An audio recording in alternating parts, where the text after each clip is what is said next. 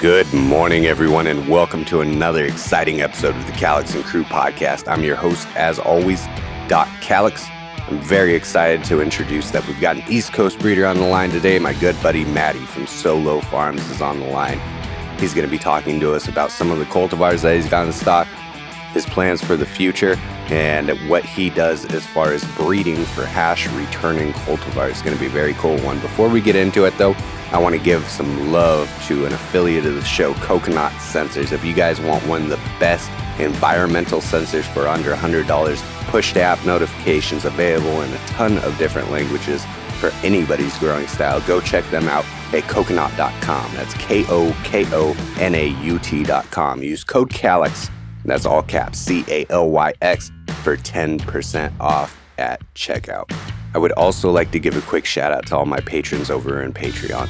Their subscription is really the backbone behind what keeps this content going, which has me creating new episodes, putting more out, and building the Discord, the Patreon, and everything that we do bigger and better. It's been awesome. It's been an amazing ride so far. It's really picking up steam, and I've got nothing but love for these guys. They are my number one. They get my full attention. Anytime they have grow problems, I'm over in the Discord helping them. They get Q&As with podcast guests, behind-the-scenes content that nobody else gets to see. Do or Dad, where they win seeds. We had Duke Diamond on there last week, and he was giving away some of his genetics. Awesome genetics from an awesome breeder. Great experience, great time. If you guys are interested, go check it out at patreon.com/doc_calyx. One more time, that is patreon.com/doc_calyx. Simple $10 a month. You get a show support for one of your favorite podcasts. All in the meanwhile, getting a ton of extras, ton of exclusive that nobody else gets. Now, let's jump right into the episode. I'm really stoked to talk to Matty over here at Sowlow Farms. All right, we got Matthew from Sowlow Farms on the line. How you doing, Matty? I'm doing good, man. How are you? Good. It's nice to hear your voice. Nice to get to finally talk to you. For all my followers that have no idea who Sowlow Farms is, why don't you give them a quick introduction to who you are and what you do? Okay. Just Matthew from Sowlow Farms. I live in Maine. I grow cannabis as a caregiver. Hell yeah. I also breed genetics for cannabis. It's been a huge passion of mine as far back as I can remember. And that's why I still do it. I just love what I do. I enjoy it, man. And we got to do like small batch stuff, unique hash makers, and extremely beautiful flower with older things that are unique to just me or my area of the country, and put a different swing with some familiar things that people know from all over the country. Try to put my own little twist on it. Hell yeah. When were those beginning phases? When did you get into growing cannabis? So growing. First time growing, I want to say it was outside, and I want to say that was 1992. Just me and a buddy had some seeds we found in bags, that's what you had, seeds back in the day. And I was like, man, I'd really like to see if we could grow our own. And during those years in the summertime, there was always a drought. So we were like, well, I'll take some of these seeds and start growing our own. Maybe we could supplement at the end of the year, Yeah. And just kids, just young guys, just playing around and seeing what we could do. And I guess that's kind of sparked it, man, because we ended up, actually doing okay. And first time doing it, you're like, oh, wow, this is so cool, And we just, back then, all you would see it is coming in a bag or a brick. And then to actually see the plant looking like something we used to see in High Times magazines was just crazy to me. For sure. What were some of those first cultivars that you fell in love with? Oh, God. Some of the first ones I want to say, like, playing around with, as far as like back then, it was like Mexican indicas, sativas, land racy stuff. And then we had some buddies that up north in northern New England that were doing it a little bit longer, like their dads were, or their family were, unlike my own. And we ended up getting a couple cuts and stuff. And, through black market, getting seeds from different various ways, just unique things. I'd say Rock Bud was one of them from Soma, Yep. New York City Diesel, and just so many.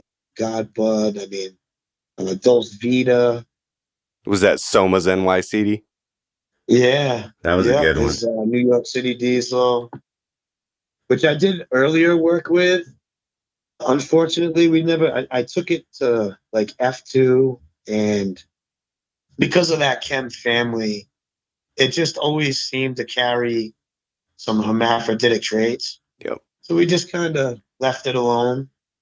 You would find some really nice things, but if you weren't adamant enough, or if you went away for the day and came back and something happened, it was just something that we didn't want to.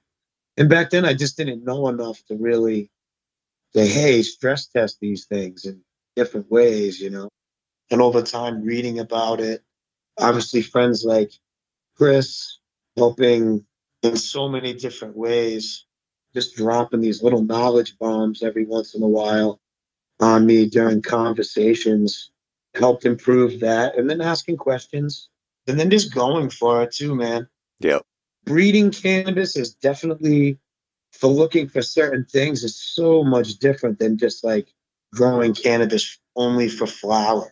Absolutely. So many different components to it. And, hopefully, I think a lot of people, when they get it, if they trying into it, or even just like a novice, just home grower, say, man, these two things are really nice. And to be honest with you, everybody out there that is a breeder or upcoming breeder, we were all in that same spot at one point. And just saying, man, these are really nice. And, I think back then too, a lot of people were nervous about ordering seeds online. It was sketchy Yeah. years ago. So I think certain people were just making their own, having something that stood out in their area and said, hey, we did this. And over the years, obviously, it just has gotten so much more intricate. When I do it, I look for, depending on what I'm using and what I guess the end result, at least of that particular project is, as far as like a goal, like an end goal, stability of male. What does that male and lineage bring to the table? It's not just because it's a strain that I like. It has a lot of different components, medicinal value, everything like that, man. Is it a short growing plant that I'm going to try to put it with and pair it with as a female? And this male has a lot more vigor, and I can open it up and maybe get the veg time a little faster. All those little different intricacies. Yeah, for sure. Yeah. The cool thing about breeding is I find it's much like art. Like every breeder's got their own little flair, their own little fling that they kind of throw on things. And that's kind of what attracts us to these certain people. I'm still kind of in those beginning stages, still learning about breeding. And one of the things that I've definitely picked up is that when you've got a project in mind, you have to have your goals, right? Because you have to have those boxes that it meets those expectations, and anything that doesn't automatically make those expectations, it's gone, right? Yeah, you can't waste. You don't want to put any more energy or time into it. Absolutely. So I wanted to ask you, for you, what's your artistic touch? What are those boxes that, every project's going to have some a little bit different. Is there anything that you find that box is consistently going through all of your cultivars, everything that you're producing? Are you going for terps? Are you going for resin return? Just so always resin return and terps. Pretty much the most important part, the medicinal part of that plant. Don't get me wrong, I love an amazing flower. Looking at amazing boutique or artisanal style flower, especially nowadays in this new market with so many stores and people, it's so much easier for them to go in and look at something pretty versus, it catches their eye. It's beautiful. Yeah. The biggest thing for me with, let's just say, the Skittles Blissful Wizard project that I did, that male just added vigor, stack. That male just stacks really well. Super resilient to pests, lighting, heat stresses, cold stresses, food stresses like overwatering, underwatering, all those different things just kind of chugs right through. Not super picky. But the biggest thing about him was adding resin, just really packing in resin in all those little areas where certain strains, because of the head size or the just what it is, it's there. It looks beautiful, but there's certain ones that just really pack in. Right. That's really my biggest thing. Like I'm growing for hash. That's what I want. And hash, I love tasty, beautiful, good producing hash that people are going to enjoy and that growers want to grow because they can actually get a yield.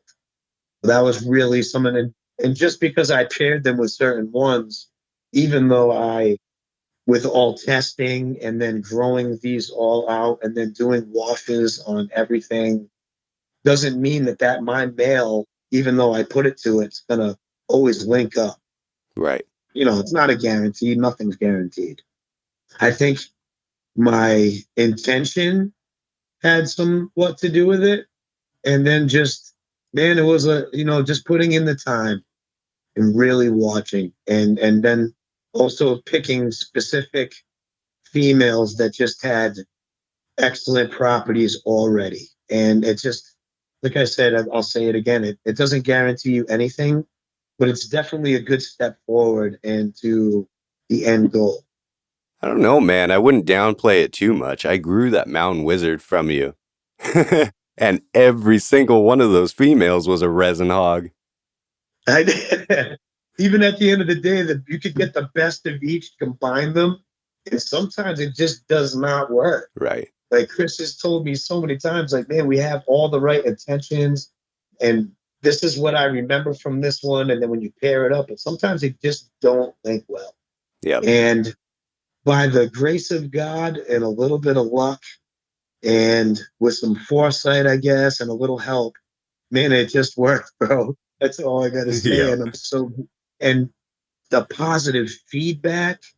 And I guess, another thing that maybe helped too is before even releasing these projects and showing people on the Sowlow Farms page, like, hey, this was the great pie. This is this, and showing them, and then working with those products, and then having availability to them, to keep people and getting it out there so people can actually try it and then know. And then I think coming out with a product that I made myself with some of these ones that they were already enjoying just kind of paired well, man. It just worked out, brother. It just really did. I think about it a lot and I'm just like, wow, at least with that particular one, because I did enough work with it. But like I said, it doesn't guarantee you anything. Now, if I was talking about maybe the grapefruit work, Epic. there's been so many years of that since 2010. I mean, me and a buddy got the seeds in 2005 for those out at the Amsterdam High Times Cup. And I think around 2009, 10 is when we started playing around with them. And we did them inside, outside, found some really nice things, found a nice male, did some preservation work so we could keep more of the genetics and go through for further work, just because it did so amazing up here outside. And it just seemed like, man, this thing's so strong. She's super healthy, super vigorous. Man, I think this would work really well with some other stuff that we have, at the current time. And so I think we brought it up to 2015. We had about 5 years of work with it. Every year we did some populations of them, varied amounts. Finally came and narrowed down to F2s. in, oh God, I want to say we finished that up in the fall of 2014. And then Chris had come out in 2015 for a MMCM show. And, we were doing the seed booth. So he came out for the weekend and just funny story. He was like, yeah, I brought this up. Let's try this. And it was Charlotte's Web. And one of his buddies that was actually doing the extraction had a cut of this grapefruit from Steve. And it was amazing. So he was like, hey, instead of me running mine separately, why don't we just put ours both together? I think it'd be super tasty and really medicinal from the Charlotte's Web. Chris was like, yeah, sure, cool. So Friday night, we get out of the show, we smoke some, and we're smoking it all night. Then Saturday comes around, and there was a bunch of us in the hotel room just hanging out, and we're smoking that. I'm like, man, this would be just kind of crazy. Because I'm like, you have the Charlotte's, the Charlotte's Web. And he's like, yeah. I was like, man, I was like, how is she? And, as far as grow wise, obviously not medicinal wise. So he was, giving me some backstory on her and how it was for him. And he was like, man, I'd almost think about getting that cut and maybe doing something with that. I was like, well, shit, Chris, I got grapefruit F2s that we have, and I'd love to put some in your hand. Let's do some collab work and maybe hopefully end up finding something and then let's make this strain.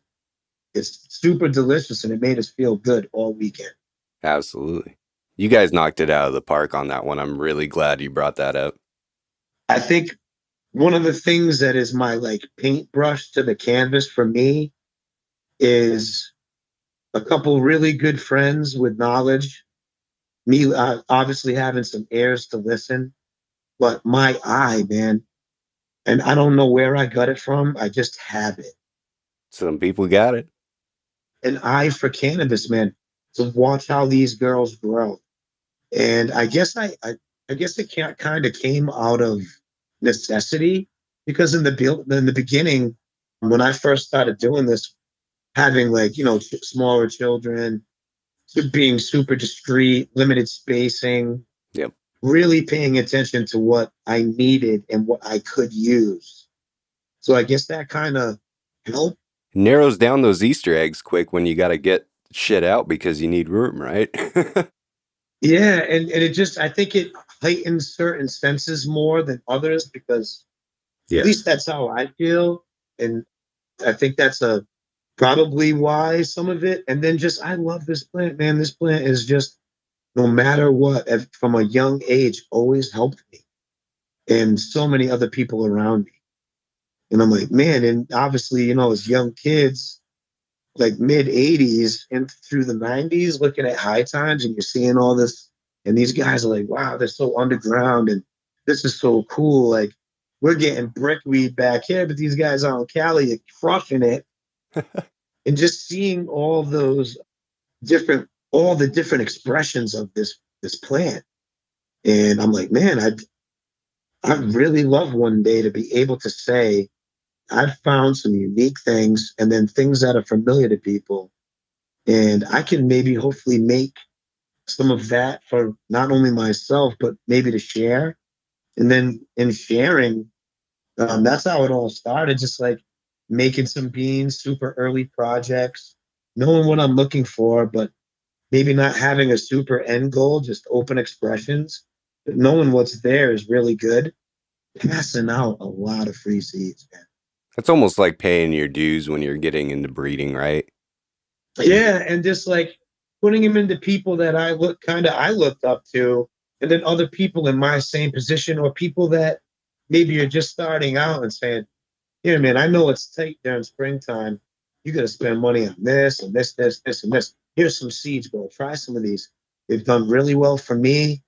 Hopefully, we're in the same climate and area. Let's see if you like them too. Just add them, just a few of something different." And I don't know. Just with that, it just kind of worked out really well, Yeah, Just kind of fell absolutely. into place, I guess, little bits at a time. It definitely takes time. I've been extremely happy with everything that we've grown from you. And I don't want to quite get off.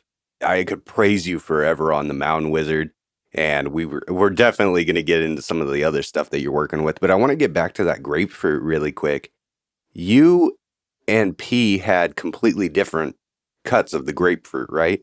What happened there? Well, Chris ended up finding an amazing male out of the F2 stock that I gave him. Because at the time I was building my new building and everything. And I said, Chris, I got to kind of take a backdrop to this. But if you want to, you have an amazing eye. And if I was going to trust anyone with these, I would, my brother. Yeah. And Chris has that eye plus.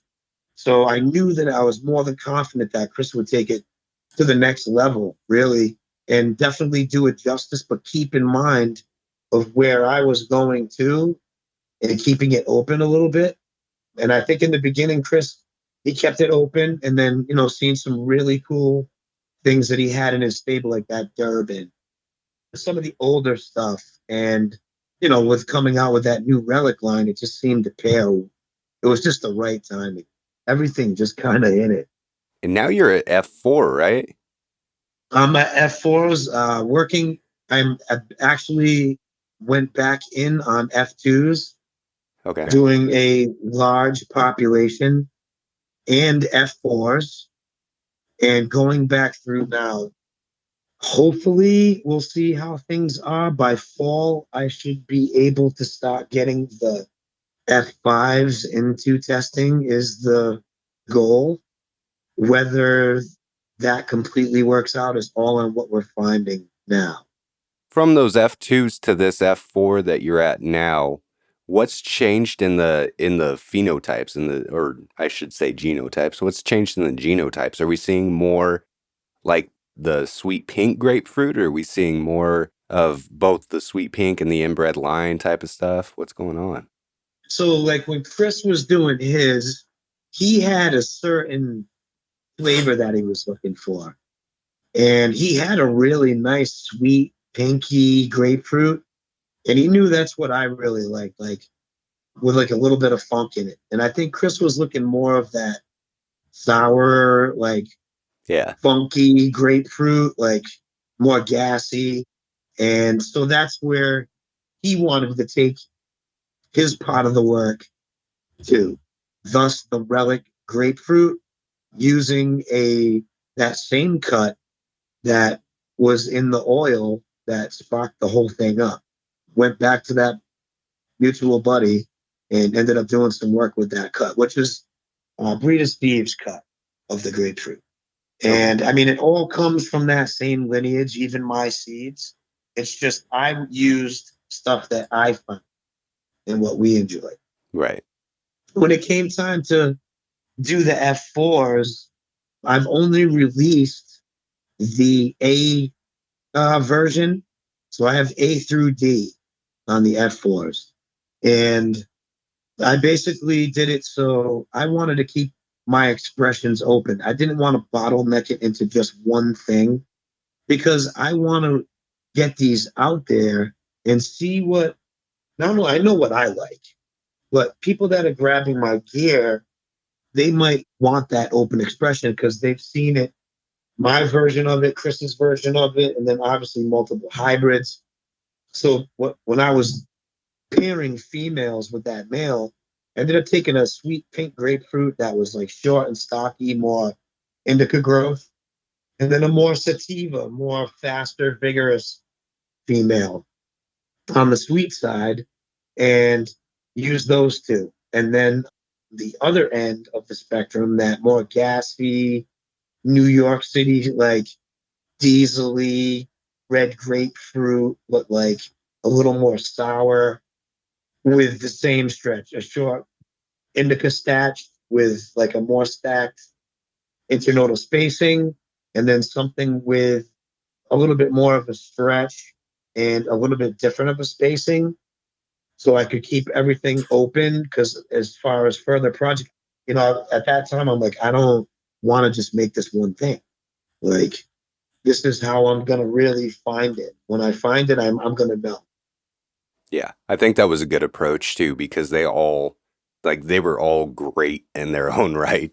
That's for certain. Yeah, and I feel like if I didn't do that, then I'd be kind of limiting myself and then other people too. Oh, absolutely. And I want everyone to enjoy this the way, that these things caught my eye. I mean, and it's so funny the way trending, like the way cannabis trends in the markets go. Like we've had these for so long and been smoking on it, but then everything went through with cookies and then all the other different hybrids. And don't get me wrong, I love all of it. I appreciate every strain for what they are.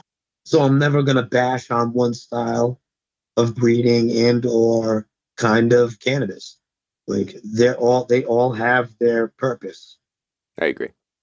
I think the grapefruit and me starting to open up into breeding, and I just felt like I should definitely keep that going and keep it open because it's kind of unique to me and this other guy. I think he ended up selling all his share of his seeds from that season, and I wanted them for preservation. I knew what I wanted to do with them. And it was just like, I don't ever want this girl to go away because, I mean, how many strains have been lost because of not, without hindsight? Yeah, and that's one that's got to stick around. I got to say, that's probably still to this day one of my favorite smokes of all time.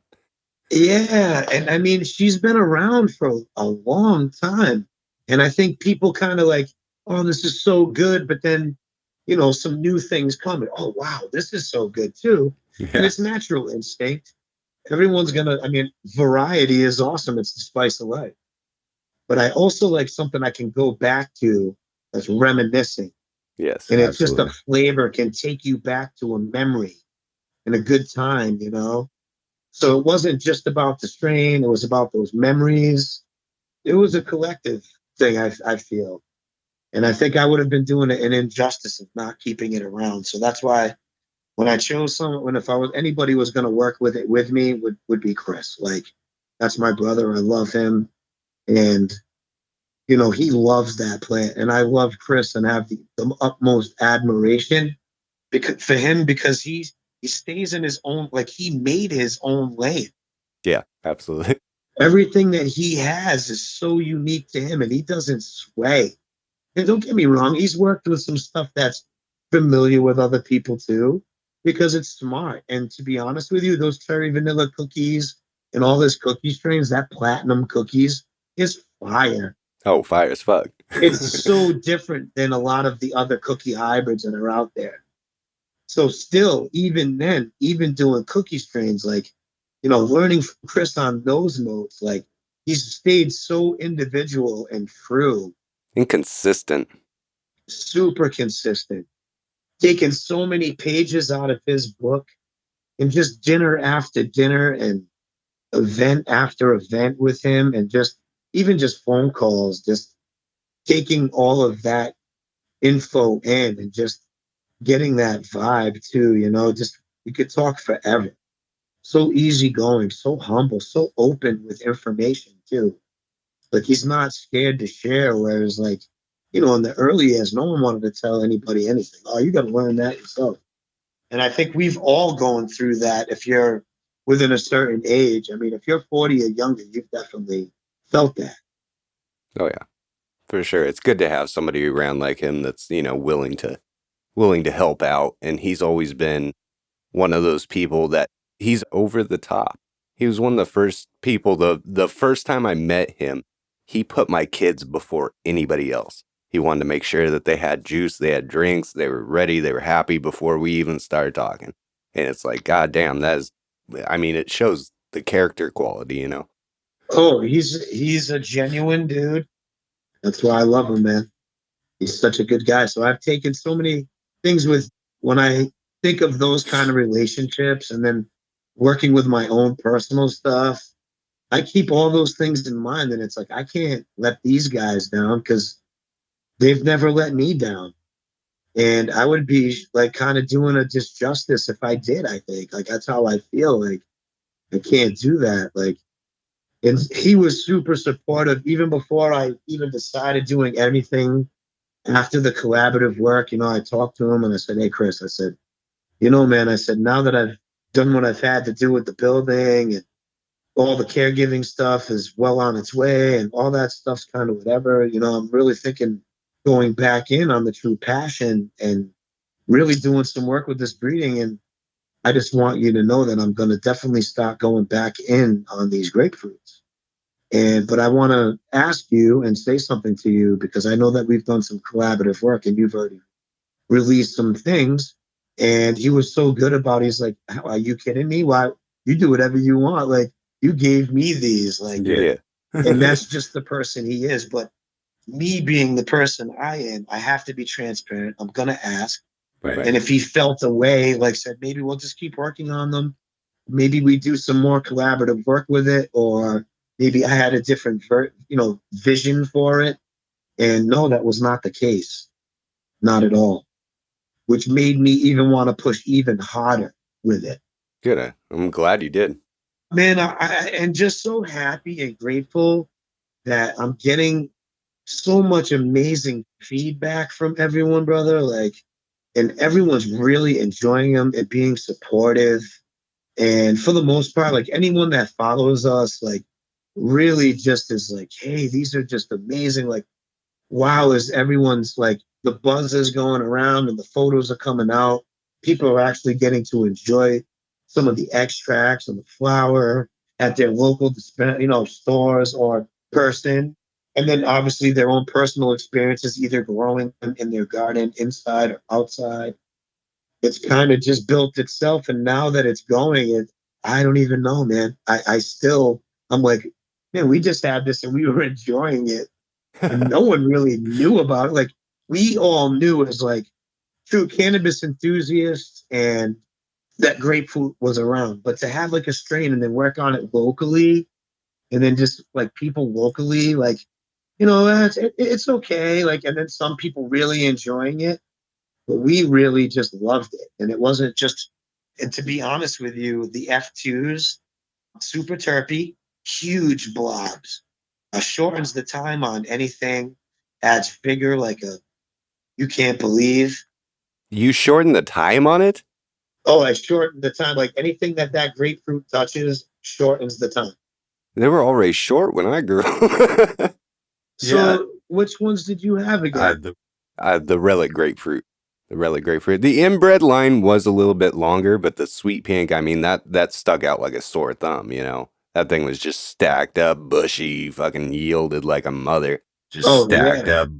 So I think when Chris was doing that relic, I think because Chris loves sativa.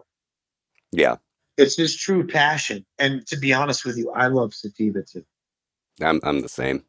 And I think that gassier one of what I've seen out of populations, the gassier, more acrid, sour, citrus phenos are a little more stretchier with a little more spacing. A little more. Still having nice stacks though, beautiful stack flowers, but definitely more stretching. And I think that has to do with just that particular version of the plant that you're looking for. That's what he likes. So I believe when he bred it, certain characteristics just remain more dominant. Yes. Like I've done some like my buddies have had, and even out here, there's been a lot of God, what is it? The hell's the name of that male my buddy is? Oh, it was a Kimbo Kush. Okay. And this Kimbo Kush, no matter what it touched, just was so that Kimbo Kush male was so dominant.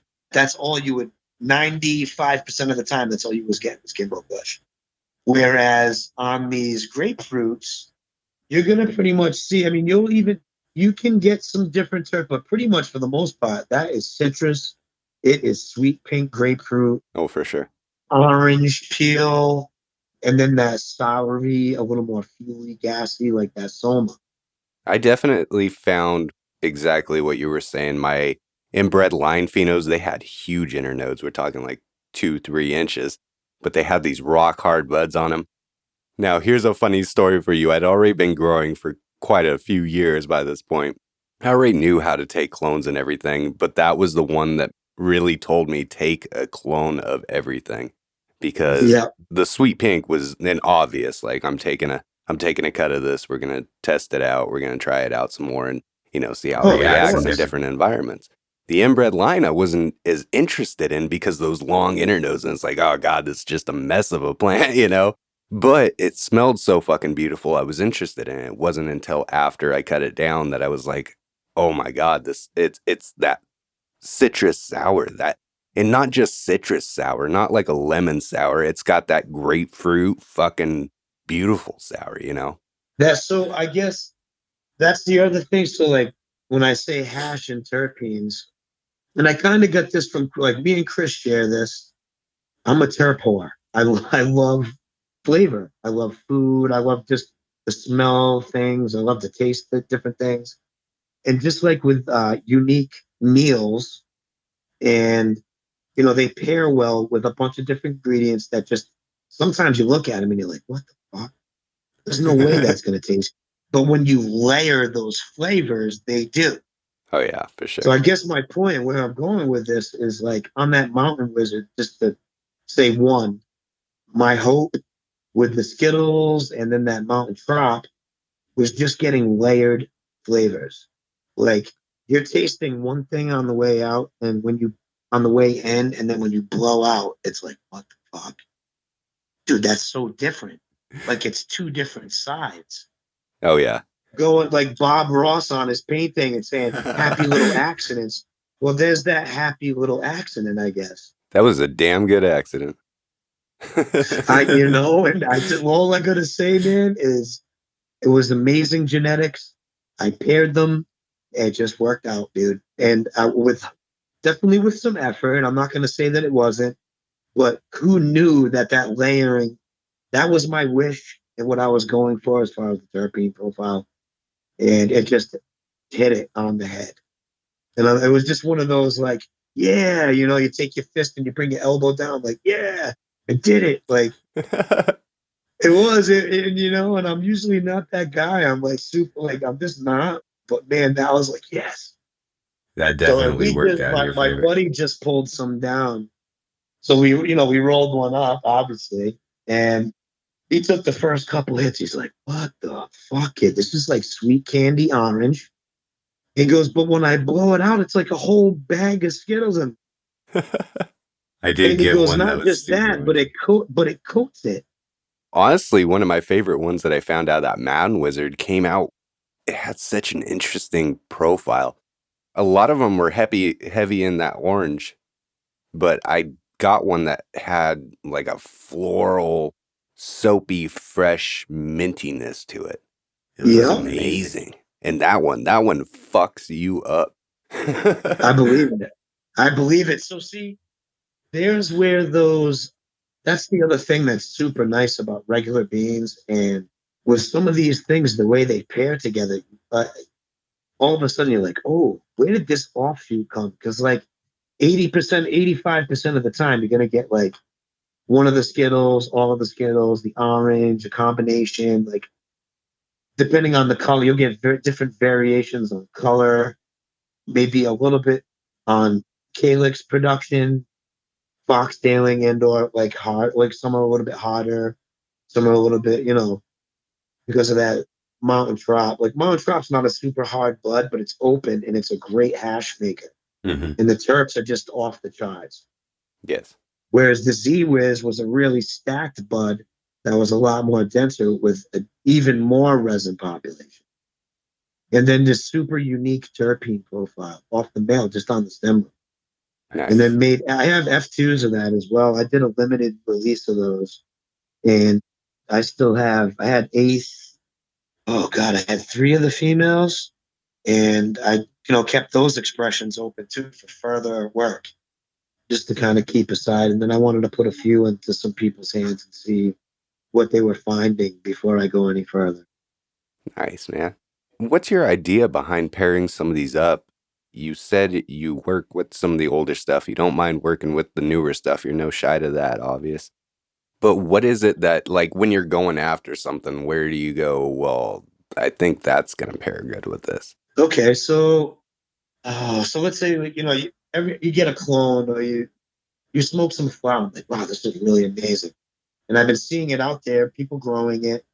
You get it, you grow it, and I don't know, it's just something that held tight to me. It's just like caught my eye, and I'm like, man, she's really nice, and I think it would pair well with what I'm trying to do. And I think I consider myself a pretty good judge of what people like. I'm pretty picky, and I know what I like, and everyone else enjoys it. So I'm like, man, if I put these two flavors together, even though some of it's already been done, and there's a bunch of Tropicana cookies out there and crosses, but not this, and then that's okay. I just like them. I enjoyed these, and I was like, well, while I'm playing around, let me make my own version. And I guess some of it was as a caregiver in a state that's recreational as well, and having so many different stores and all these different things coming up with so many other caregivers growing. I wanted to have my own genetics that were familiar. So if someone, oh, that trop stuff, I've smoked that, but not this one because I'm the only one who has it. And I guess that was some of the reasoning too, just having my own unique genetics. So like when people are looking for a certain thing, like, oh, I want that one. I like this, but this one's, man, I just like this one better. Just it tastes a Yeah. little bit better. When I grow it, it's just more of what I'm looking for compared to this one. Basically trying to improve things that I liked, but even if like grape pie, let's say for instance, grape pie is an amazing plant and super tasty. Let's be honest, it grows like shit and has super small buds. That's what I was going to say about the trop. So like all of them really, it's not a producer. So like I'm trying to make it so it's similar, but it's a better producer. Yeah. Add to it, add a little more vigor to it, add more structure to it, some strength, bud size, more hash population. Just always trying to improve on it, not take them really away from it, but definitely add and influence it positively. You're finding cultivars that you really like and you're making them better. You're Yeah, mashing them just up, trying to trying to make it improve better. on them. Like seeing the flaws and pairing the male with it that I think that at least the males that I have in my stable and using them to their benefit, not just making it just to make it. And don't Yeah. get me wrong, some of them in there were just really nice females, and some of it I probably will never release, but some of it I've added in to it just to say, just have a different offshoot. Like, man, this cheese is really good, but cheese kind of grows like shit too. So like, it's all small buds, but the fucking weed's amazing. It's got this really great high. It's reminiscent of good times that I've had my friends in the past. Pain in the ass and fickle. Some of them are like picky on feed. Some of them are super stretchy. Some of them just aren't stretchy at all. You can veg them forever. So I guess like when I did some Skittles work, like Skittles is an amazing cultivator. Ugly flower, super tasty flower though. If you smoke the real Skittles, you know as well as I do, as good as from the first hit all the way down to the last. Those But are she always the doesn't best really ones. grow super well. So she takes so long on veg. So some guys are like, oh, it's a 9 week strain. It is a 9 week strain, but if I didn't add this to it, it would have been longer. Yeah. Like always trying to make it better. Sometimes the female's only bringing color and hash production. Other than that, she's not bringing anything else. Maybe her name because people are known for her, and I'm always going to keep it transparent. I'm going to say, yes, I use this. This is what it is. And some people are like, oh man, I grew that grape pie, but shit, it didn't give me anything. Well, try this one. This is why we cross these things and try to make them better because it really does have some amazing quality. That's good to hear. I've never did get to grow that grape pie, but I was going to say that about that trop. You definitely improved on that. I've always loved the taste of the trop cookies, but every time I've grown it or had a phenotype and an outcrossing of it that leans heavy towards the trop side, it's got beautiful, beautiful flowers. It smells amazing. It tastes great. The potency's and the yield shit. Yeah, yield shit. It's kind of wispy a little. They're not very dense buds. They're not rocks by any means. And small, just really small bud sets. Yeah, and I definitely did not have that problem with the Mountain Wizard at all. I was getting phenotypes that express that flavor, but with the Skittles yield, the beautiful bag appeal, the buds, I love the bud flower shape on it, honestly. Yeah. That's kind of, and really trying to influence that bud structure. Make it so it's a little bit easier to trim. Like, so when I say like in a positive way, like I want guys to not only get the yield, but it's better trimming. So like if it's better trimming, that's more production. It's more productive. Means that you can spend less time doing that kind of work and more time where you need to be. So you would say that's one of your goals as well as that bract to leaf ratio? Yeah, I want that. I definitely are always thinking about the grower and the caregiver and just even down to the patient, making it streamlining every part of that whole process. Hell yeah. But giving them something that's like, oh, well, it's familiar. Damn, man, this is pretty damn close to what I was seeing, but look how much better it is. Like, and I think a lot of guys want to do that. That's my main goal, though. Always trying to make it better. That's why I like that grapefruit is amazing. Anything it touches, it just turns it to gold. The male, me and Chris was sending back, he was, telling me, like, oh man, this F2 male is like, I can't let it go. It's just so nice, And I'm like, well, did it grow like this and this and this? Because I remember from projects in the past, this is kind of what I was looking for, and then sending me pictures. And so when I went into my population, going back in to do some further work with it, that's kind of what I was looking for as well.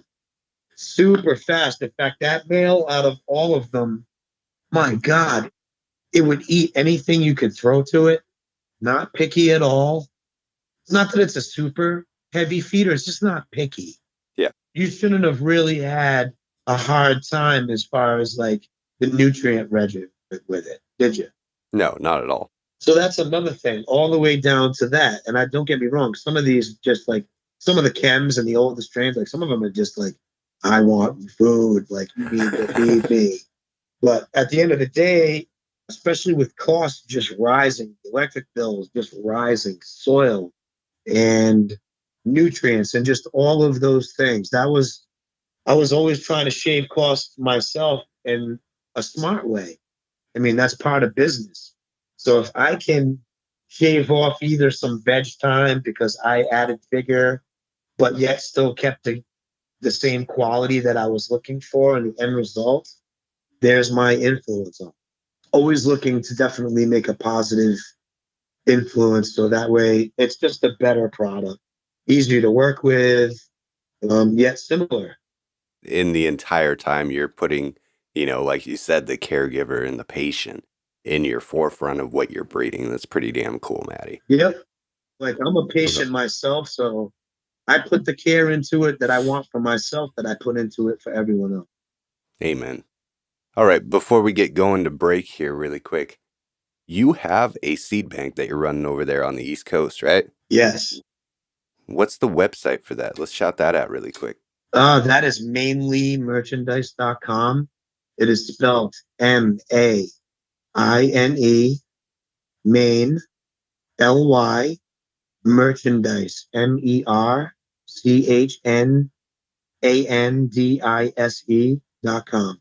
Mainly merchandise.com, guys. I carry, you'll find all kinds of good genetics there. I have stuff from Relic and Dynasty. I have stuff.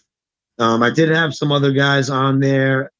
I kind of taken off a couple of the breeders for no specific reason other than I'm just wanting to do more New England based. And then people that I've been working with, which is Chris. Like I've been working with Chris the longest out of everyone and have the utmost respect for Chris. So I will always do that. And as long as until I can, for sure. Oh, yeah. And then my other buddy from Vermont, Inspirational Seed Co. too. So Good deal. and Good deal. just check out the website, guys. I would love for you guys to do that right now. Unfortunately, there's no payment option on it, but you can leave a message on there and we can figure out all those details. No problem. Awesome. All right, we're going to go to break really quick. We'll be right back with Sowlow Farms, and we're going to talk more about some of his other cultivars that he's got going on.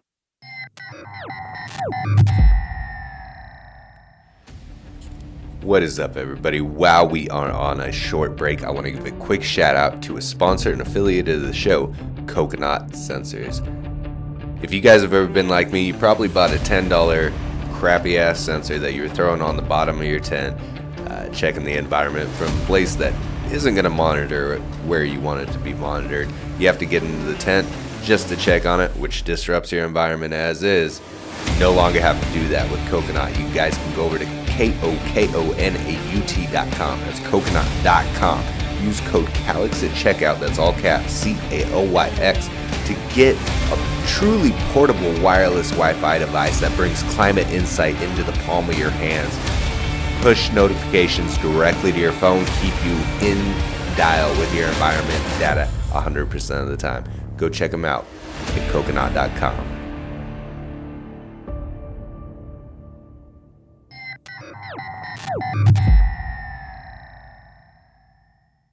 All right, we are back with Sowlow Farms. We just had a smoke break. We got to talk about genetics a little bit. I am now smoking on a very orange pheno that I pulled out of the Mountain Wizard. We were talking about that before the break, the Mountain Wizard, the grapefruit. I want to talk about some of the other stuff that you're really proud of that you made. What has popped out where, how many different strains now? Quite a few. You have a lot on your website, that's for sure. Oh, there's so many. But out of all of them, which ones stuck out? So out of the pancakes work, stuffed strawberry crepes. The London pound cake on Cushman's 11 times the strawberry cough from Cal Cushman. Just an amazing plant all the way around, inside, outside. Works really well up here. To be honest, the strawberry cough, another one of those that was a really tough, super long vegging plant and just no stretch whatsoever. Just like nothing. Yeah. Short flower. And just took forever. It just keep going. Super cough down with it. Which I don't mind as long as I'm actually at the end of it, it's worth that time and effort. One way or another. Right. And it was always, don't get me wrong, it was always worth it one way or another, especially for the terps. She wasn't always the prettiest looking flower. So the pancakes added a little bit, kind of like a makeover as far as visual appearance, a tighter nug structure, easier to trim, better calyx to leaf ratio, shortened the flower time, added a different high to it, definitely a different depth to the flavors. What was nice is that on that particular strain, everything that we found and everything that everyone else is finding is that I was so grateful that the male didn't take away from that strawberry cough. Like when you hear strawberry, you're looking for that. Absolutely. But berries, at least, that kind of red berry. And it's just tried and true. The best part of it was that it took away the veg time, gave it a better spacing while keeping the buds good size, and overall weight. You're getting a yield now, better hash production, better bag appeal, a better overall, I think, feeling and effects from it. Didn't just limit it to that sativa, as it is a sativa dominant hybrid, but you will find certain phenos of that will lean a little more towards, the strawberry end of it. But that was really one of my favorites out of that. Super nice. The other one that I really like out of those were the boot camp breakfast as well. Super nice. They just linked together, just amazing. The colors from both ends. That was the other thing that. And what was the cross on that one? So that is the London pound cakes on Christmas, the pancakes, male times military chocolate, which I phenotyped from seeds I got from Oni Seed Co. Okay. I knew that. Found a really nice pheno of it that out of all of them that just stood out of all of it. Super chocolatey, earthy, just the most resinous out of all of them. Nice bud structure, not super huge buds, but they were rocks. And Rez's cut of Bubba times the Tropicana F2. Oh, okay. So that's what makes up the military chocolate. And so the cookies added that hardness to it. Obviously, the resin to the Bubba. I like the Bubba for the medicinal value. Obviously, the bud size, nice girth to it. And then the colors. That's the other thing that I failed to mention with the stuffed strawberry crepes is you'll get colors coming out of all of that pancakes meal. Definitely some beautiful colors coming out of those. So that's another thing to look forward to that. Anything from purple to reds. So then you add that to strawberry and it's just instant bag appeal and visual. Pairs up Super really well. nice terpenes, man. Just really nice. Good deal, man. Good deal. I know two of the ones that really caught my eye that I picked. Actually, there's one that we can't even ignore now that we've talked about the grapefruit for so long. Is that new one that I grabbed from you, the strawberry grapefruit bananas? Tell me you've gone through that. I want to know more about this. I'm excited about it. So the 14er cut is an amazing hash cultivator and amazing terpenes. She's always not the best as far as like flower yield. So then my hopes with the grapefruit was to just add the girth Oh, for sure. and shorten the timeline while keeping the hash there, add another layer of flavor. Super nice. Strawberries, bananas, grapefruits, it's just fruity, super terpy. I feel like there's so much gas out there, that fruit that is a hash producer, but with a different level of citrus onto it, that influence is just something that will be unique. Yeah, for sure. Yeah. So that's kind of what I was looking for, to improve on that straw nano while keeping definitely all the unique characteristics of it and the positives from it that people enjoy. Because she really is see an it going bad. amazing hash producer. And that's one of the things that I appreciate about you, Maddie, is a lot of people know me for like hunting through land races or fucking with true hybrids or heirlooms and things like that. And I'm just not into a lot of the more modern stuff. But one of the things that I constantly tell my guys is if I'm going to fuck with modern genetics, like it's going to be Maddie's. He's already impressed me multiple times. And now you're taking my fucking, the one I love, grapefruit. And I'm not so familiar with the straw nana. I have smoked it a couple times and I love the terps on it. But I did grow the strawberry mamba number 4 for quite a while. I don't know if you're familiar with that one at all. Yes, I've heard of it for sure. I've never played with it myself, and I've It's never really smoked similar. it myself. Very similar to like the straw nana flavors with less of the banana, more focus on that strawberry, but a very, very similar strawberry taste. Nice. And I've grown that one so much just because of the flavor on it. And I cannot see that matchup between your straw nana and the grapefruit going bad in any way. I don't think so. I think everything that we've seen is just wow. Good. I'm just like, wow, man. Well, It's like, here's another one. It's just another one. Yeah. And that's I'm in that stage right now where I'm doing a lot more dabs. My wife, she's a huge dabber. So concentrates has been a big focus in our garden lately. And that's, like you said, this is one of the things that you kind of breed for is hash production, terpenes. Yeah, so taking, in a lot of those old cultivars, they don't have a return like some of the more modern ones do. The resin populations just weren't as bred in at that time. Nope, they just weren't. So it's nice to have some things that you're putting out there like this that are more modern and get that hash production so we can really enjoy fucking around learning hash. Oh, absolutely. And then I just love to see it. There's so many other things now. That's why I'm trying to get it.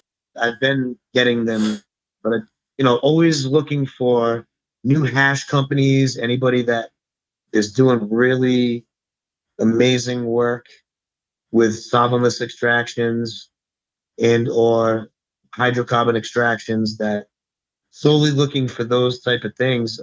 Love to work with them. I've worked with a few and am working with guys that are doing that. And I think it's an amazing combo. Hell yes. I've always enjoyed that the most. Don't get me wrong, I'm a flower person. I've always smoked flower. But I think a healthier way of consuming the cannabis is hash. I believe it's super enjoyable. The one good Absolutely, man. thing about modern cannabis is the testing and all the good things. So there's a little bit more transparency on products that patients are able to receive. So that to me is definitely a plus side on modern cannabis as well. And everything ever changing in the markets. It's, making sure that everything's transparent. And to be honest with you, when you're dealing with patients, you should be putting the utmost care into everything that we do, because at Amen, the end of the amen. day, this is their medicine. And if they're not capable of supplying their own medicine, or they're in a state that maybe they can't yet, these genetics and or ones like it in the right hands of, of their caregiver or someone else that can do it for them, with that availability to that is just amazing. And thus it should be. We have a responsibility to these people. I mean, I feel like if you're going to put the time and effort into something, that it should be an expression of you. So I'm not just selling or telling people about what I make, but I'm also telling them about me. And that's just as, it's an important part of it, because that's why, and what influenced what everyone is seeing now and starting to see and has been seeing, Yeah, yeah. and just it opens up every day to more and more people. And I'll go right back to it. I'm ever grateful and just humbled that I'm still able to keep doing what I'm doing and put smiles on people's faces. That's the biggest part to me. And seeing people get relief, because at the end of the day, when I started this, I did it for that. I was a patient, and someone that, it was easier for me to be a patient and take the street element out of it and do these things for myself that I like. So let's get a couple quick fire questions in before we get going here. I had one of my Patreon members, Q Ball, had a couple questions for you. He wanted to know, what have you produced? Which one of your cultivars is the strongest on the nose? Which one's going to pack that in your face? What's the first one that comes to mind? As far as your nose, anything with that, the Z Wiz male, everything with that Z Wiz male. And then the grapefruit. Grapefruit is just, that's what she is. She She is sticks out. terpenes. Yep. They just do it. It's just so prominent. No matter what it touched, it wasn't gonna, you can't water it. You- That's the reason why keeping all my expressions open, so it doesn't get muddled or bottlenecked into just one thing. That was my biggest fear. I want to keep the terps alive and the terpenes alive, because I can always improve on them. For sure. He also wanted to know how you went about your pollinations when you find a male that you want to work with. Is it you're sticking it in a room with everything that you think it might pair up well with, or are you more taking the role of the bee and hand pollinating? So no, to be honest with you, I like to open pollinate. So I like to have the males in with the females, and throughout the process, I will collect some pollen. And the only reason that I'll go in and touch certain things is just for consistency throughout the plant. For the most part, I let it do its own natural thing. That's how it's supposed to be. Good deal. Do I help influence that a little bit? I have. I have gone in and say, like, if it's in the corner of the room, even though I rotate the plants, if it's like in the middle of the plant and I feel like it might not get as much of the pollen as I needed to, I'll go in and hit a couple bracts just to ensure. All But right. the biggest, my thing is open pollination. I open pollinate. How do you limit yourself on how many males you would use in that room? Obviously, you're taking females with different expressions that you want to put forward in that next generation, but how do you know it's going to be two or three, or How do I get it down? Like on one strain, how do I narrow it down to one? Or how do I Is that what And you're so doing? One male with yeah, multiple I'm narrowing it females? down. So each Okay. Okay. each strain that I've picked the male from is the biggest things are stability, resilience, as far as stress. It can handle all the stresses that I'm. And then on that positive note, if it passes those tests, it has something to bring to the table. It's always going to make whatever female that I'm pairing with it better. It's always Oh, to that's make cool. it That's better. cool. Okay, so you're looking for something that's not going to pass on any unwanted traits, but still keep the genetic lines open enough where there's enough possibilities from all over the board within that strain. That makes sense. That's awesome. That's my biggest thing. That's what I'm looking for in a male. And then I choose to keep them. On the grapefruits in the beginning, we used a couple different males, and then we just kept the male.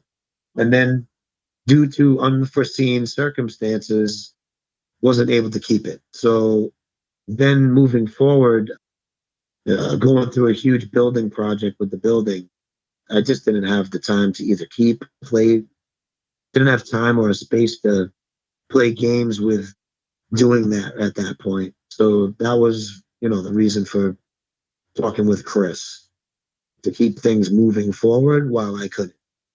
And for also to him, I knew he would love them just because he's a pure sativa, citrus, tropical fruit person who remembers this grapefruit and enjoyed it just as much as all of us have.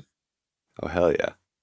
It's definitely a good icebreaker strain. When I talk about the grapefruit, I can always tell some of the guys that have been growing a little bit longer because they'll break out and be like, oh, yeah, man, I remember the sweet pink, We used to grow that outdoor. Because it was a tried and true. Yeah, for And sure. I feel like she was like one of those that fell between the cracks, I would agree with that. like a bunch of other amazing cultivators as well. But Well, it was originally a skunk phenotype? Cindy 99, That's right. Sweet Tooth, Northern Lights originally came out of British Columbia. There was more in it than just the C99. That is what it was. Yes, C99. That's where that citrus came from. Yep. At least that's what's documented anyway, of what I understand. Well, yeah, there's only so much that we can know if you weren't there. Yeah, I mean it's a little deeper than just that, but just for a basic, that's kind of like the founding right there, the building blocks, so to say. For sure. So, did you have any shows coming up? I do. I have oh god, we have the bonfire coming up in April, which is down in Lebanon, Maine. We also have a MMCM show coming in August in Augusta, Maine. That'll be a 2-day show. And then we always have every 2 weeks we do a show here for local people, and just to get all these guys with a bunch of they get to meet a bunch of different caregivers and guys like myself as well, so they get some of these genetics in their hands, whereas without those they wouldn't be able to. Hell yeah. Now with the website open, it gives so much more availability, and obviously social media as well. That's cool that you're still taking time out for the locals, though. Oh, that's the most important part. I mean, if it wasn't for those guys, I wouldn't even have gotten those genetics in my hand, to be honest. That's awesome. Yeah, really. I mean, that's always to those roots, because that's where it all started. That's what it is. I mean, I was one of those patients before anything, so That's we'll always keep it there. Never forget. Never ever. Upcoming sale Oh next yeah. month. I don't know, sometime between the beginning of the month and Valentine's Day, I'll be dropping a spring fling sale, is what I'm calling it. Ooh, that's coming up soon. And yeah, it'll be really soon. Trying to get some more of these packs into guys' hands with the upcoming season coming up, and some new things maybe into your garden.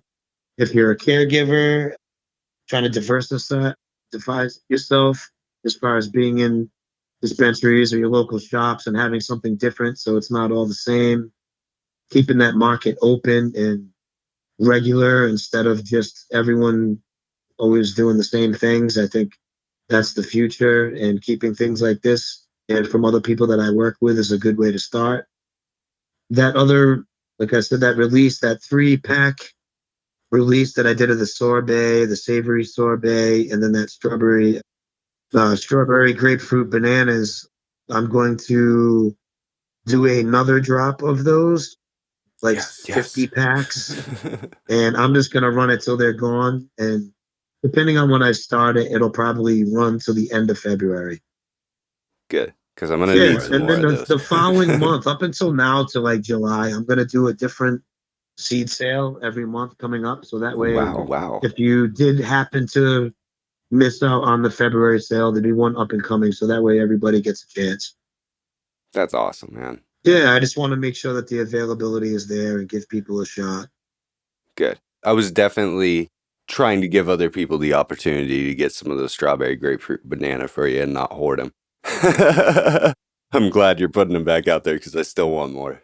The other one that really went, like the sorbet went, I think once everybody sees it, the ones that went out, once everybody starts seeing those, but the savory sorbet, that acai berry gelato onto the Cushman's 11 times the GMO, Awesome. You did send me some of those. no brainer. I never grew the Cushmans. I've never even seen it, honestly. So, like I said, I smoke so much old shit, and that's what I'm hunting through all the time. It's pretty, other than you and Professor P's gear, there's not a lot of modern stuff I grow. What was so great about the Cushmans? The vigor. It was like I like this particular gelato hybrid. It doesn't have. It's not like the 41 is good. My personal opinion. I really enjoyed the flavor of the 33. I hate the veg time on it, but the bud structure, the effects from it are medicinal as hell. Also Good. adds, I mean, obviously a beautiful color without influencing the flavor in a negative way. And so my obviously again trying to make it better, add less veg time to it. The male had amazing color to it, and then it was just like creamy, doughy, gassy, heavy resin populations amongst the calyxes, just really super dense. So another reason why I wanted to use it, basically the same reason why I wanted to use the Z-Wiz, but to have a different flavor and then add it to similar things and or different things as well. So I made F2s of those, and then obviously a multitude of hybrids. Everything she touches, as far as a gelato, like she actually has that same bud structure as the 33. More denser buds though Nice. from the Cushmints. Really harder, like definitely harder buds. So you're gonna get your weight, and then like such a dense resin population now. The thing I didn't like about the Gelato 33, unlike the 41, is that the 41 had better heads, it more resin. The 33 had resin, super nice high, but as far as extracts, it really wasn't a great yielder. So I'm like, man, I'd really like to get this terpene profile, possibly maybe even draw some color out of it, but I'd love to pack some more resin in this thing. And that's what that male brings to the table. Nice. That's good to hear. That's exciting, man. Yeah, man, they're really nice. Everyone that's been going through those are just super excited. Definitely happy about all the results they're getting. And yeah, I can hardly like there'll be some more future work with those too. So yeah, I look forward to that as well, just seeing what everybody's keep on hearing what everybody's saying about them, keep getting them out there so more people get them and start really looking at bigger populations of them. And I love to hear all the unique things that come out of it. Man, just like your story with the mountain wizard. That was so fun. That entire hunt, there was so many expressions and none of them were bad. It was just a pleasing hunt all around. Like you said, they were really, really resilient to everything. Stable, beautiful. Bag appeal was off the wall, some more than others, but all of them were good. Uh, every flavor, every smell, every high, it was all good. I did not have one complaint throughout that entire thing. Thank you. I appreciate that, man. That's what Oh, I did it for. Go in and hit a couple bracks just to ensure. sure. All right, before we get going here, we got to ask you some of the hard questions. Oh boy. Our lead content creator, this is one of his favorite questions for me to ask you guys. Grow Green Daddy over there on the podcast. He always wants to know what we try to get 3. If there's only one, there's one. It's a hard question. But at the end of everything, when you're gone, what do you want to represent your name? Which strain are you like, or which cultivar, which type are you working on? Where you're like, I think I put my most of my passion, most of my energy into this one. This was my pride and joy. Easy, just like that. Boom. The other ones are amazing. Don't get me wrong. I love them all. But the grapefruit, like, hands down. Hands down. If you had to name a couple more that you thought were really close to that, is there any more? Ooh. You're like, I think this represents Sowlow. So, God. I do have an answer for that. It's a hard question. It's a super hard question. So, I'd have to say that Ziwa's work is definitely, I'm proud of that work, man. I really am, because of the time it took to pair everything that I put in to pair with it, with that intention, knowing that it would pair well. I guess the other one I really like, that's a part 1 of that sub. This is a sub part of that second part, okay? The one that I'm really second most proud of is just still not available to anyone. Oh, As things come forward in the future, you and a few other specific people will get those in their hands for so many reasons. And first off is just the amount of passion, love, and dedication that you put into it amongst a few other very select individuals, that I really want to get these into your hands, because I know at the end of the day, you guys are going to do the best work for yourselves and myself included, for the common good, for everyone else. Some of I can't say what it is yet right now, but it's that's okay. definitely something that I'm super proud of. dude, I'm excited. I don't even know what the fuck it is. This is not something you've told me before. You just dropped this on me during the podcast. So maybe something to keep everybody looking forward to. I know I am. I'm so looking forward to it. Hell yeah. Are we working with the time frame here? I would say that I'd say by 2024, there will Oh be, shit. yeah, I'd say by like maybe the end of 2023 to 2024, just depending on how everything works out. It's just really, it could all within a 3 to 6 month of that. I would say that's the best guesstimate that I can. You know, that's a good thing, though. That is a good thing. If you're already excited about it now and you've got that much more time to work with it. Because no one knows about it. Yeah, Nobody. And you got to keep it that way. That's I most of the got, time. yep, I got it. I have it. Like, I can't even fill up on one hand how many people know good. and or are involved. Good. So this right here is going to be another testament. I'm hoping for fall, late winter, like maybe early winter for F5 work. We'll see. We'll just see how. On the grapefruit. Yeah, on the grapefruit Good deal. F5s. And I'm looking forward to those as well. And I know I just want people to keep enjoying these F4s. Don't think that the F4 is going to be like the F5s. It's not that it's not going to be a better version.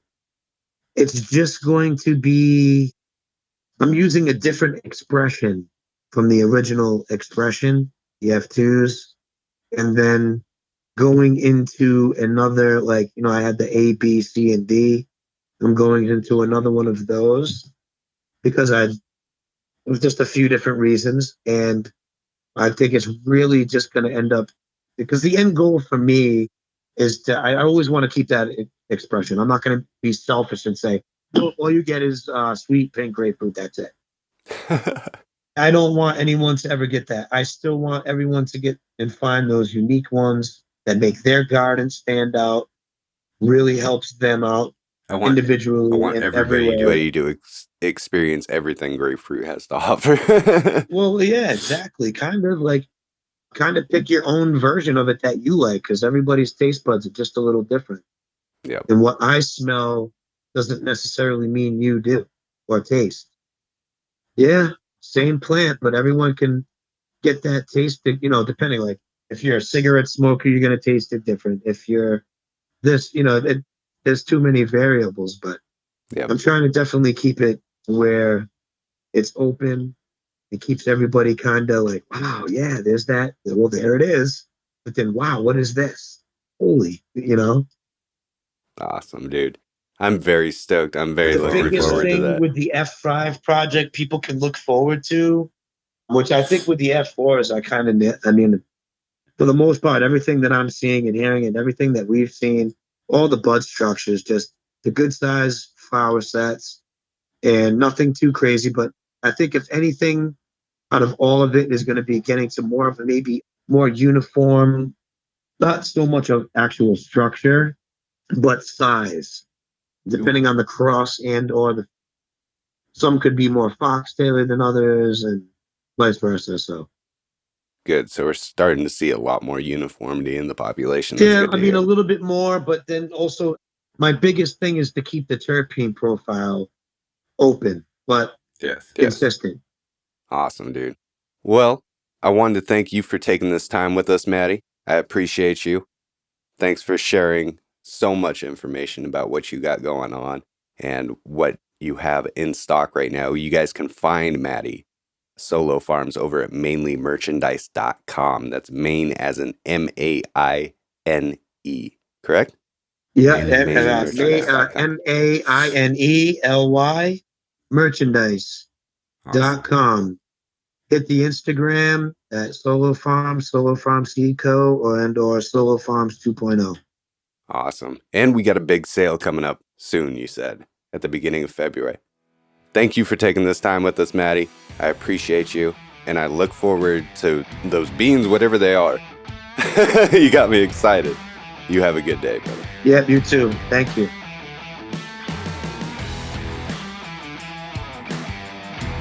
What is up, everybody? Your boy Doc Calix here. Before we get going from this episode, I wanted to ask you, were you aware that we have our very own private Discord server? That's right. We have our very own private Discord server. You can check it out entirely free at discord.gg/Calix Crew Podcast. You will be limited to the general chat in the reception area. You can kind of talk to me. We can see what's going on with your grow, or you can just share some of your experiences in growing. It's a great community, probably one of the best platforms that I've ever dealt with if I'm not coming across too cocky. We've got a great team of people in there. If you want to unlock a little bit more, if you want a little bit more of the Calix Crew podcast experience, you can check us out on Patreon at patreon.com/doc_Calix. We have 2 different tiers in there. We have a $5 tier that unlocks all of the Discord. We have a total of, like 161 channels in there. Everything from growing, showing off your glass, showing off your joint, art, teas, brewing teas, integrated pest management, pretty much anything you can think of. We've got a team of specialists that are just fucking killing it in there, really helping me out, teaching guys how to do stuff that even I didn't know. I'm learning shit in there every day. So I want to give a quick shout out to some of those guys that are helping me out. Shiggity Flips, our very own SIP specialist. If you guys aren't familiar with SIP, it's a sub-irrigated planter. It's an awesome way to do organic growing in an organic and growing environment. He's also on Instagram. You can check him out there. TK Geico, our scrog specialist. You can find him on Instagram as Monster Scroggin. Always killing the scrog. If you want to learn how to scrog, that is the boy to go to. Go check him out. Tinkle Terp is our host. If you come into the Discord, he will see you right away. Grow Green Daddy, our lead content creator that helps us out with all of this. You hear him on the mid-rolls. My funny Australian bastard friend. I love him to death. And then my other Australian friend, Harshi83, who's in there moderating our Discord. Awesome, dude. We also have a $10 tier if you guys want even more behind the scenes content. We just had an awesome one with Duke on the story of Tommy Two Dicks. We also do Q&As with our podcast guests. We do game day giveaways, the infamous do or dab that everybody's heard of. You get a chance to come in there, play games, win free prizes, build a community, an awesome fucking community. It's worth checking out, at least completely for free. Jump in there, see if you like it, and we'll go from there. Love y'all, appreciate y'all. Thank you for supporting the show, and I will catch you on the next one. This is Doc Calix saying good night and grow red.